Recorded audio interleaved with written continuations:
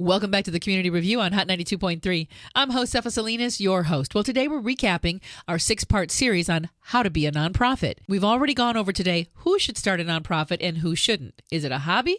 Or do you really want to make a profession out of what your passion is? You need to establish yourself as a corporation and then get the blessing of the IRS saying that you actually are a nonprofit. Then are you a public nonprofit or are you a private nonprofit? And now that we've got all that figured out and we're reporting to the proper 5 agencies, now it's time to actually look at our nonprofit. How do we set it up? Let's start with the board of directors. How many do I need? There's no formula, but I can give you a rule of thumb. If I am a foundation or government, and you are going to be wanting to get money from me, preferably, let's say, like $500,000 and more to $5 million. Then the rule of thumb, if you are 10 to 15, you're favorable in my list. If you're less than that, I'm going to think twice. Now, who do I need on staff? Okay. Let's say I'm just starting out. What's the basic staff that I need? If you're starting out, you're very small, you need 2 people. You need a leader. The leader in nonprofit, we call them EDs. You need an executive director. That's the spokesperson, is the one who explains, who gets the word out as to you exist and what you do. Without that, then you don't exist. Second, I would recommend what we call a program director. In other words, the fact that you exist, the way you show you exist is by having a program. If you are serving kids, you must have a camp somewhere. It should have a program director, which means somebody who has expertise in the reason why you exist. Okay? You can go out there and open a hospital tomorrow. And there's nothing wrong with opening a hospital, even though you are Josefa and you're not a doctor. You don't need to be a doctor. However, get a physician on board, we call a program director, gives you credibility. It's an expert in the reason why you exist. If you are starting out, you start with those 2. And then, one more, a bookkeeper. When the pesos come in, somebody who knows how to record. Because you know what? If you start to expand, somebody will ask you to see the financial statement. The little money that comes in, how is it spent? When you're starting out, those are the 3 you need. You know, sometimes the mindset is a very good indicator of the direction of the nonprofit. As he just was talking about, we met with an organization and there was 3 people that came in. One of them was the founder and she called herself the executive director. And then she had 2 other associates, including one of the gentlemen. This was a drill team, and what they do is that they are putting together different programs for kids in the area to do their own drill teams. And so she introduced me as her associate. And I says, well, what is it you do? And he says, well, I train the kids and I lead and I do all these different things. I said, so you are really a program director, aren't you? Well, I never thought of it. Well, start thinking like that. Because if you think that you're an assistant, you're going to have an assistant mentality. So take ownership of what you're doing. And so at the end of the day, the 3 of them actually were able to understand how they functioned internally and how they functioned outwardly. And so they walked out of there with a much more clear focus of what it is they represent. Very good. So now we've got our staff. When we put our budget together, what are the acceptable things that funders will say, yeah, okay? Because I know most people think like, oh, gosh, I shouldn't put a salary in, or, I can't, I got to find a way to, pay the rent at the building. But really, that's all part of your budget as a functioning nonprofit, correct? Yes. If I'm evaluating you and you are all volunteers, so right there you are telling me that you really don't have professional people in there who are committed. So I can only give you so much. But if you show me that you want professional staff, okay? Remember the reason I'm funding you. If I'm writing a check for $1 million, remember I also have a mission. All you are doing is carrying my mission. If my mission is to see as many young ladies, young girls become women, if that's my mission, I want to see some paid staff, and I'll be more than happy to pay them. The reason is because I don't want a fly-by-night kind of organization. I don't want all volunteers who might decide to come in today. Because what can you do to volunteers? Fire them? You want some committed people. Because that tells me my $1 million is going to provide sustainability. It's there to stay. Remember, if I'm funding you, it's my baby too. Right. And I don't want to fund it so that they see and it's gone tomorrow. So in fact, I would even like better to see some people in your organization that have chosen it as a career. And I'll be more than happy to fund it, to give them a career, because I know if they are making a salary, they are paying a mortgage, they are feeding their family because of it. I know they are there for the long haul. They have a career, and I'm willing to fund. That is something that we miss. I have a client who is making $120,000 a year, and then Grant is more than happy to pay. Why is then Grant more than happy to pay? Because they know that that organization is the one that will become later the Easter Seals, the United Ways, the March on Dimes. How do you think they are funded? They are funded by people who believe that they will be sustainable over the years. Could be 100 years. Grants love funding that.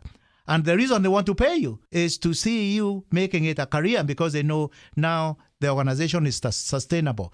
That's a very big mission of foundations and even government. Wow. If I really buy into your mission today, okay, and I have a lot of money, I'm a rich philanthropist, you know what I'll do? I would like to see you not mess with anything else in your life, but just do that, because I know my mission will be carried for so many years. So I'm willing to pay you very well so that you don't get distracted. This is a real thing, and those are the people who become the most effective executive directors, because they're not distracted going looking for other overnight jobs to do. They are committed. Foundations and government, they are willing to pay you not to be distracted, so you can carry the mission.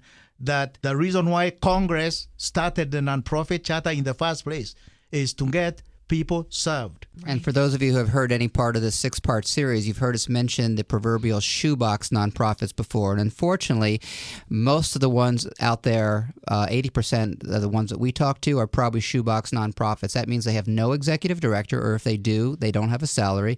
They have a very limited or very ineffective board, and they really don't have a solid foundation to become what we call grant worthy. So for those of you who are listening, determine for yourself, is this something you want to run as a hobby? And if it is, that's perfectly fine. You are a shoebox nonprofit. Or if you want to become a professional, then start acting and talking and thinking like a professional. And if you would like some more information on that right now, go to fixmynonprofit.com.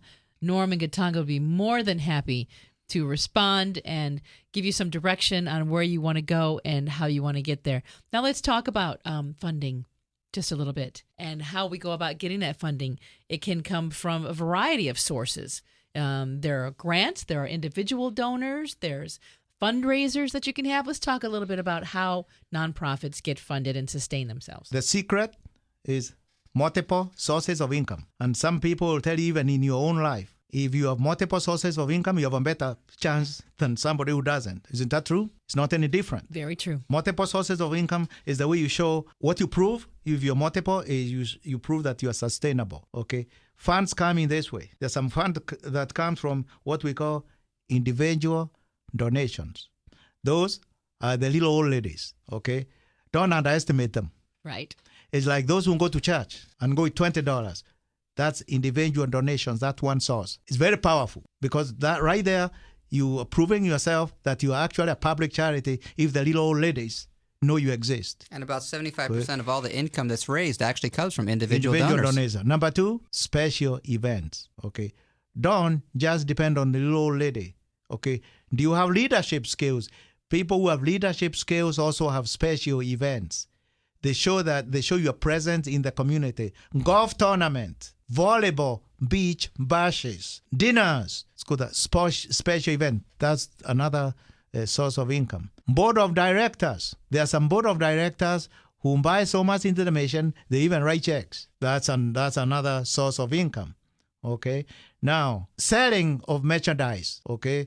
You were talking earlier today about opening a store, like a thrift store. When I was the Easter Seal, we had 6 thrift stores.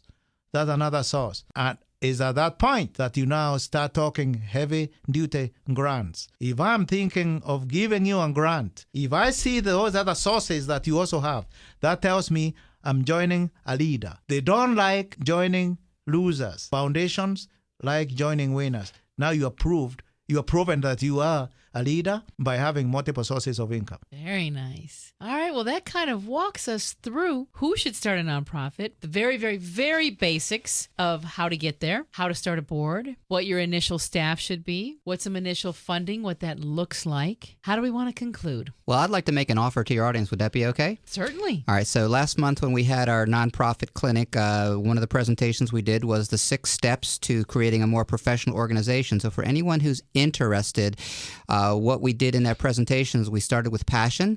We moved into the mission. We went into the formulation, the foundation, the execution, and the capacity. So for those of you who are interested, if you would like me to send you a copy of this presentation, just go to fixmynonprofit.com and ask for a copy of the presentation on the 6 steps to creating a more professional organization, and I will be happy to send it out to you.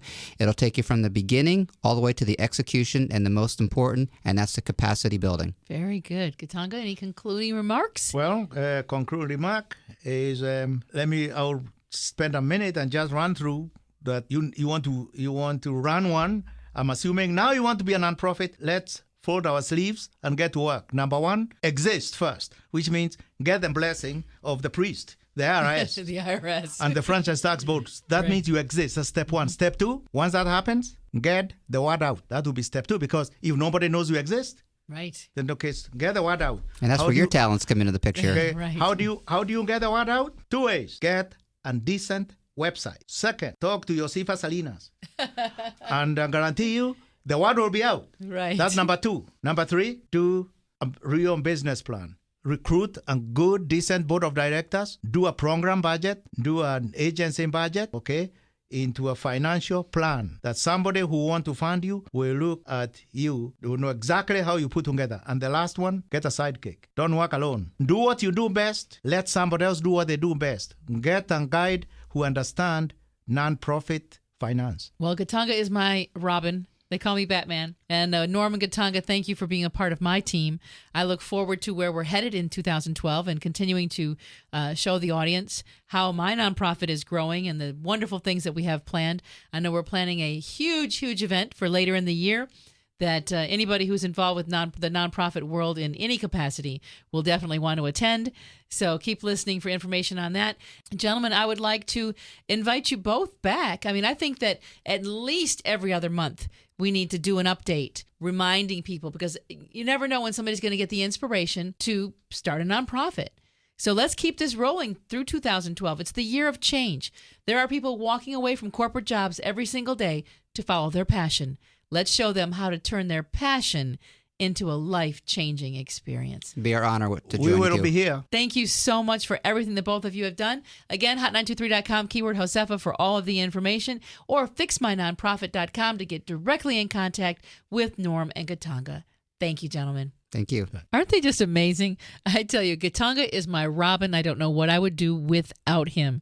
He is just such an important part of my organization as I move it forward and grow it into this passion that is going to turn into what I plan on doing for the rest of my career and life. The Pulse of the Community is coming up next. We're going to look around and see what's going on. Oh, yeah, it's the original Community Day, and it's coming up next weekend. And I've got all the information coming up next on Hot 92.3.